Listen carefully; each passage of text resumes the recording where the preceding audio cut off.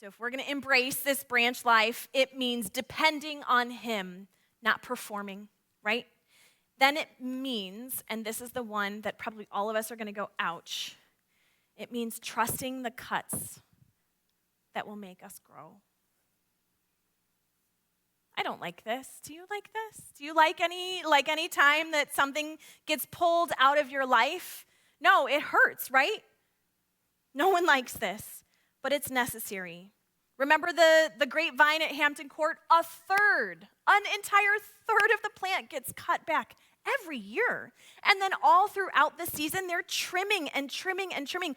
A third of the flowers even get removed every summer, like as it starts blooming. A third of them get removed.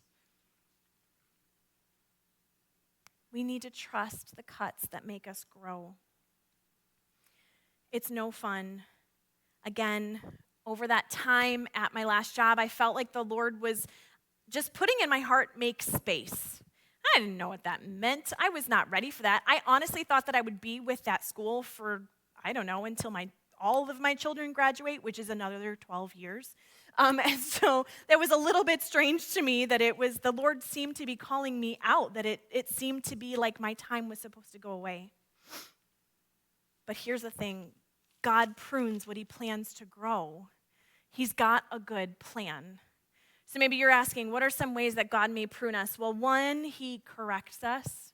He prunes us through correcting some of our internal actions. There's a discipline that needs to happen.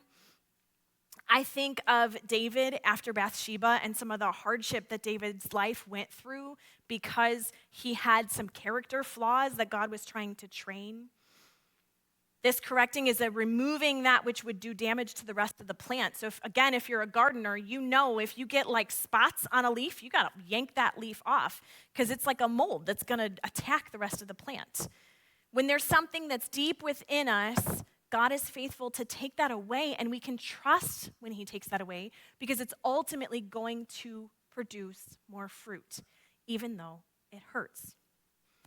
So number one, it's correcting our behavior, which maybe will harm us and harm others. Number two, it's removing idols and false security. Have you ever held on to a friendship because it's just you knew you were safe there? And God is saying, actually, that friendship's not your security. That's not where your life comes from, and he's faithful to remove some of those friendships sometimes or relationships and things like that. Maybe it's a job you depended on too much or a relationship in which you became kind of codependent that was not healthy. I think of Gideon in the Bible. Do you remember? He had 32,000 members ready to go to battle, and God was like, you're trusting in your fighting guys, and I need you to trust in me. I need you to remember that I'm the one who takes care of you. And he cut Gideon's group down and cut Gideon's group down and cut Gideon's group down until he was at 300 men, started at 32,000. God is saying, listen, I am your vine. I'm the one who supplies all your needs. Are you looking to others, to other false securities, to idols that are taking your focus off of me? So it could be correcting, it could be removing those false idols, it could be strengthening. Sometimes some of the waiting that we go through or the hardship that we're enduring is actually causing our branch to get thicker in the vine so it can sustain harder things as time goes by. I think of Joseph. You know the story of Joseph? For years and years and years, this kid, he thought God was going to do something huge, and it took, I think, about 25 years from the time that the promise and the vision that he had was actually fulfilled. Boy, landed himself in jail, and jail again, and then a really long time of being forgotten. But I believe in those times, all of that hardship, that was the Lord depend on me, depend on me. I want your branch to get stronger and stronger and stronger. I'm strengthening you because what's coming next requires an incredible dependence on me for you to do that thing well. And that's true of Joseph's life. So again, where could some pruning come? From that correcting, the removing of idols, strengthening. Perhaps there's some chronic illness that you're going through, some ongoing limitations. Maybe there's a really slow progress toward that goal. But all of this strengthening, it's causing us to lean in and grow in dependence.